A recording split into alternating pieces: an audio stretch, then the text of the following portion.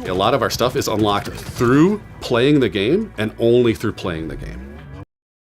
Halo Infinite has a huge problem. And it's not the gameplay, it's the monetization methods. With Halo Infinite, of course, being free to play, I think the entire community kind of just accepted that this game would have in-store bundles and content that you could obviously purchase alongside earning within the game. And to be honest, with a franchise like Halo, I welcomed that into the game. I don't mind putting my money into something that I know that the developers are passionate about. And of course, from a franchise that I've played from being in the fetus, I love this game and I want to support it in any way that I can. I'm not usually a fan of paid content in games in general, because for an example, seeing what it's done to the state of the likes of Call of Duty and how it's promoted them to pattern their skill-based matchmaking system around store bundles, yeah, it's put me off entirely. But of course with Halo, I feel a lot differently about this game than I do with any other games. I mean, from playing this game from a young age and of course growing up with Halo throughout all of those years as well, playing it with friends, enjoying the moments and the funny times that Halo has produced, have given to me over the years as well. And of course that the passion that the guys over at 343 have for the Halo franchise in general, I was ready for this game. I really wanted this game to succeed, and if that meant that they had to put some form of store bundles into this game, then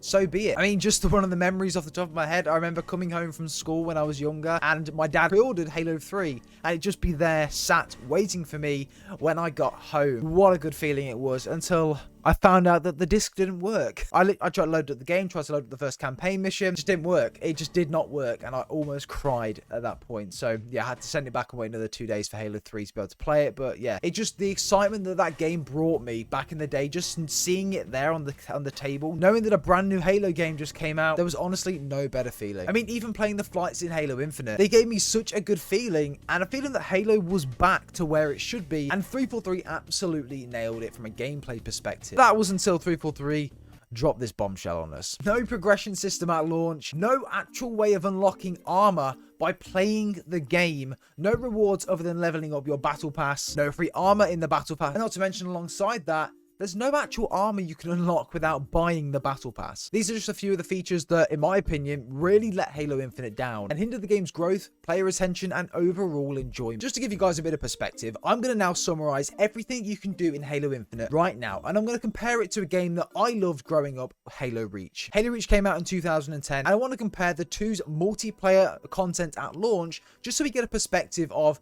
what that game had 11 years ago and what this game has right now. Going on to the, of course, Infinite's multiplayer content launch. Now, this is everything I picked up within the multiplayer game. If there is anything that I've missed out, do let me know in the comments down below. But again, going over it into very high level. A battle pass system with 100 tiers you can progress through, paid or free. Daily and weekly challenges that grant you battle pass XP. A ranked mode, which is called Arena, which allows you to compete against other players to reach the highest rank. So again, a competitive game mode with actual player rank. A tutorial mode, which allows new players to jump in and get used to the world of Halo and how everything works. Again, just have a little storyline with it as well, but it takes around 10 minutes to complete. Within this tutorial, there is a free run course that you can do to get the best time. Again, this is completely optional, but again, it's a cool little feature there. Theater mode is also available within Halo Infinite. Custom games alongside this is also available. However, at the moment, there are some poor customization options within custom games, and this has been called out by multiple content creators as well, and this will need changing when the full game does come out. Or of course, different options just added to this mode to make it a little bit more customized. Monetized armor customization, and no armor available to unlock in the base game. Game modes available at launch for Halo Infinite: Slayer, Capture the Flag, sort of domination mode,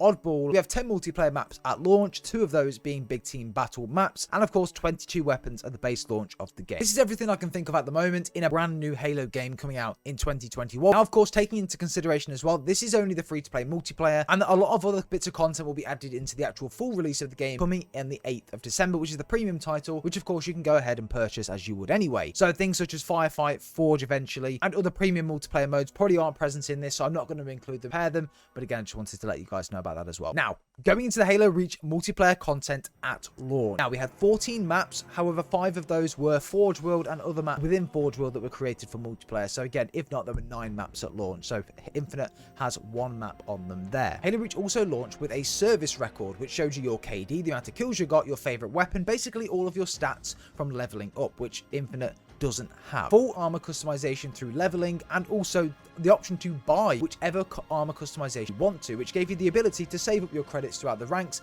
to purchase that one helmet or that one shoulder pad that you've always wanted. A progression / credit system when ranking up, as we just mentioned. You can save those credits up, and those credits actually go towards your next rank as well. For example, as I mentioned previously, it doesn't just have to be helmets, chest pieces, or shoulder pads. It can be knee pads, it can be different visors, it can be different things along those lines, like armor effects or voices or stuff along those lines that we don't have the option to do in Infinite. And these are key things, in my opinion, that why they're not in this new game is a real missed opportunity. The ability to unlock and purchase any armor you want once you reach that rank, and unlock it from the base game and not in a store. A veto system to skip maps if you don't like them. This was in Halo 3, and it was also in Halo Reach, and I even think it was in Halo 4 as well. Why is it not in Halo Infinite? A veto system on this game would be perfect. Admittedly, this stuff can come later on in the down the line. I really hope that it does, but a veto system would be perfect in this game. Now, the game modes that were available in multiplayer when Halo Reach first launched as well. There are quite a lot of them, so just bear with me here. Slayer, Infection, Griffball, Oddball, Arena, which was obviously the ranked one,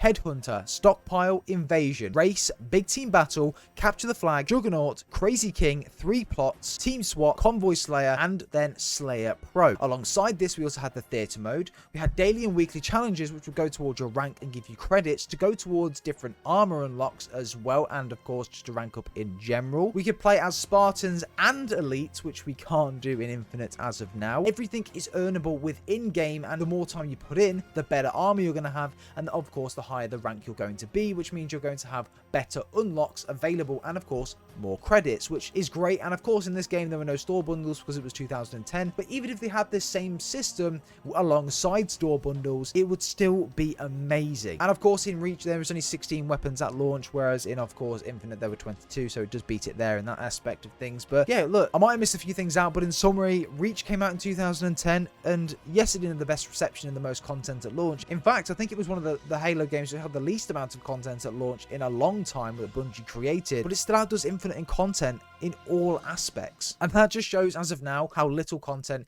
Infinite's multiplayer has. Look, of course, I could go onto Halo Infinite right now and play for absolute hours because the game feels that good, and I love the game in its current state. Gameplay-wise, not generally. But after a 5-hour session, what do I have to show my progress? There's no level, unless I'm playing ranked, and again, battle pass progression. Like, nobody really looks at you and thinks, oh, you're level 40 on the battle pass. That's took some grinding, because, mate, anyone can literally buy tiers. Like, it doesn't take any effort. I think I'm level 30 on the battle pass right now. I should not, if I didn't buy it, I would have probably been about level 5. Like, that's how crazy this battle pass system is in Halo Infinite. And to be honest, the battle pass system, I don't really care about it, but that's all you've got to show how we played this game. And even then, it isn't an accurate representation, because anyone can buy 100 tiers in a battle pass and just pay for their way to the top. I have nothing to show for my hours of game time, and I can only show off my amazing armor if I put my credit card details into the game and buy credits and pay for skins in the store. This is not how Halo Infinite or Halo in general should be, and I think that it's a huge misstep in development for this game. I mean, let's look at the last 15 years of video games. They've had a fully fledged ranking system or progression system in every FPS shooter that's ever been out in the last 15 years, as far as I can remember. Even if it was a basic rank 1 to 100 in Halo Infinite, I would have been happy with that, because it would have showed how much I've played the game, just given people an identity in game to show that this guy's grinded for this armor, or this guy's level 10, he's pretty much a new guy. Do you know what I'm saying? And even if it's just a couple of armor pieces here and there along the way to level 100, if you get to a level 100 and you have this kick-ass armor or armor effect or something like that, everyone's going to know exactly what you've done to get that piece of armor, and that's just going to inspire people to want to get that piece of armor more and show off to their friends and show off to people in the lobbies and show off on videos on YouTube and just things along those lines. But of course, 343 have prioritized monetization and store bundles over in-game progression, which should have been the first thing they thought about in the boardroom when they were trying to plan and put ideas forward for Halo Infinite. It's borderline criminal to not have a progression system and just focus on a battle pass in a game the size of Halo Infinite that of course is free to play as well. Also, to add alongside this as well, it's not like Halo Infinite's completely free. Like, they're still charging full price for the campaign, Forge, and Firefight, so they're still making a lot of money in this game. So for me, that makes it absolutely unacceptable that they're still making money and that they can essentially have the camp multiplayer as a cash cow. This is what Call of Duty do, and they essentially sell their name to make money. I don't want Halo Infinite to go down this route. I really don't want them to use the name Halo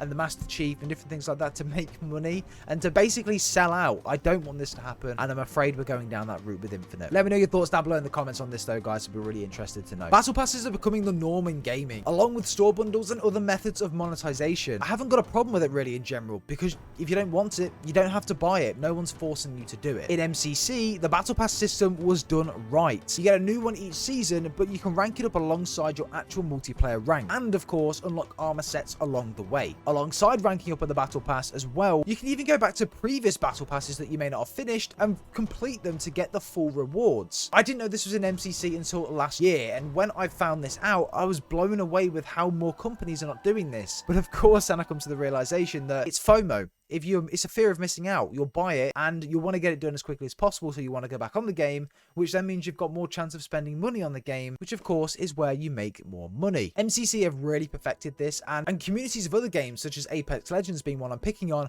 have had an outrage when hearing that Infinite are doing this as well, and wish that Apex Legends and other games could do the same thing. This is the way that all battle passes in gaming should be done. Look, of course MCC's progression system and battle pass was not perfect, but in its state currently, it's way better than Halo Infinite all over. When the Battle Pass progression was announced in Halo Infinite, it sounded great. Like, you could go back to previous Battle Passes and complete them if you hadn't already, or prioritize next season's Battle Pass and just leave the next one until you finish that one, or basically you've got the freedom to complete it in any order you want to, whenever you want to. To me, it sounded a lot like monetization was a second thought, and the content of the player was the first. However, as we've seen with Halo Infinite when the multiplayer did come out, of course that does not look like the case now. Whether this was an instruction from Microsoft or higher up within 343, this is not how Halo should be. Going back to Halo Reach, I used to spend more time making my Spartan look amazing than playing the actual game, because I wanted bragging rights when speaking with friends, and them asking me how I unlocked that epic piece of armor, helmet, shoulder piece, chest, whatever it might be, or how did I get that purple flaming helmet on Halo Reach, which by the way, I was the only one out of my friends to have. That was a massive bragging right for me. But in Halo Infinite, there's none of that. Oh, how did you unlock Carter's armor, mate? That's sick. Like, I remember playing it in Halo Reach, and I remember that character so much. I would love his armor. Oh, that thing, yeah. Well, it cost me £40 on the Battle Pass just to buy it, and then also to buy the 25 tiers it costs to get it as well. Oh, well, I haven't got the money for that.